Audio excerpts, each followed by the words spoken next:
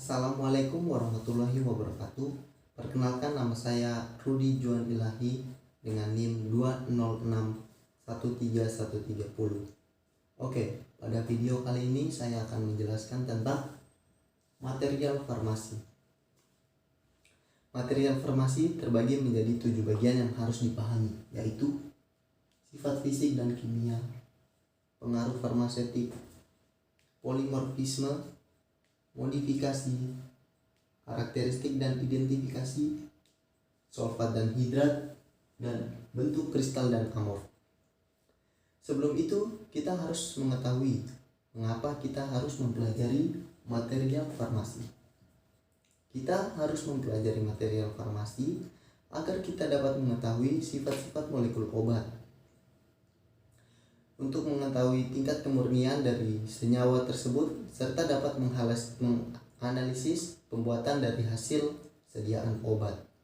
Oke, langsung saja kita bahas yang pertama, sifat fisik dan kimia. Di dalam sifat fisik dan kimia terbagi menjadi beberapa bagian, yaitu yang pertama, struktur dan bobot molekul.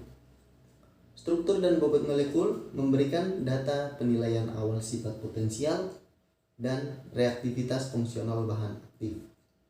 Yang kedua, warna, selanjutnya bau, dan terdapat suhu lebur. Suhu lebur merupakan ketimbangan fase cair, padatan, dan merupakan parameter kemurnian dari suatu bahan. Lanjut ke profil analitik termal. Profil analitik termal yaitu stabilitas bahan baku, atau bahan baku tidak menyerap atau tidak melepaskan panas di luar nilai titik lebur. Kemudian terdapat ukuran dan bentuk partikel. Ukuran partikel berpengaruh terhadap kelarutan. Selanjutnya itu potensi higroskopitas. Potensi higroskopitas yaitu kemampuan senyawa menarik air dari lingkungan. Selanjutnya, konstanta ionisasi. Konstanta ionisasi memberikan informasi tentang kelarutan, di mana nilai pH sama dengan pKa menunjukkan rasio obat terion dan tidak terion yaitu sama banyak. Selanjutnya, aktivitas optik, kelarutan, profil kelarutan pH, potensi polimorfisme, pembentukan sulfat, spektra absorbans, stabilitas cahaya, stabilitas termal, dan yang terakhir yaitu profil stabilitas pH. Oke, kita masuk ke materi yang kedua, yaitu pengaruh farmaseutik. Di dalam pengaruh farmaseutik terdapat 3 bagian, yaitu kelarutan. Kelarutan mempengaruhi bentuk sediaan yang akan dibuat. Untuk sediaan parental, kelarutan sangat penting terutama untuk formulasi infus dan injeksi. Yang kedua, disolusi. Disolusi adalah proses pelepasan senyawa dari sediaan obat dan melarut dalam media pelarut. Yang terakhir yaitu bioavailability. Adalah jumlah relatif dari obat yang masuk ke sirkulasi sistematik sesudah pemberian obat dalam sediaan tertentu.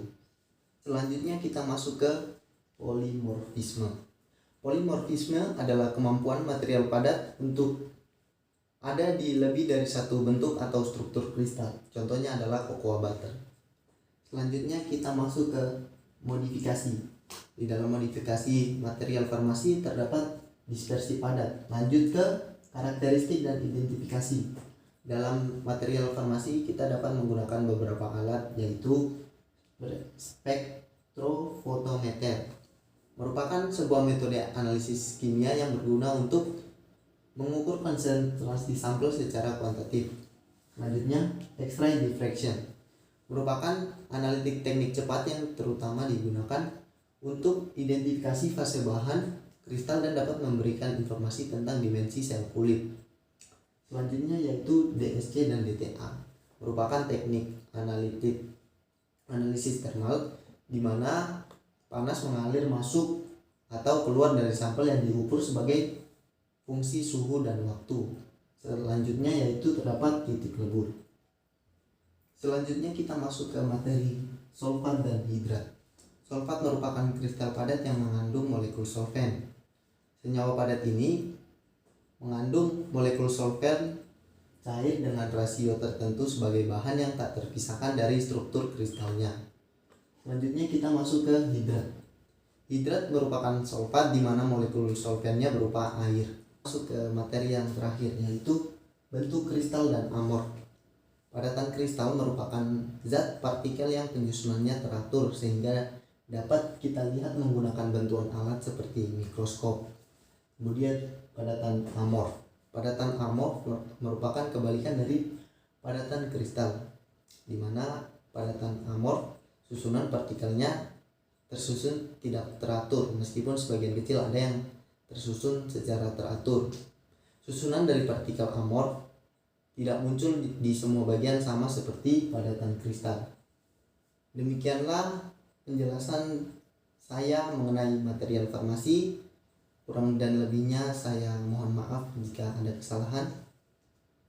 Sekian dan terima kasih. Wassalamualaikum warahmatullahi wabarakatuh.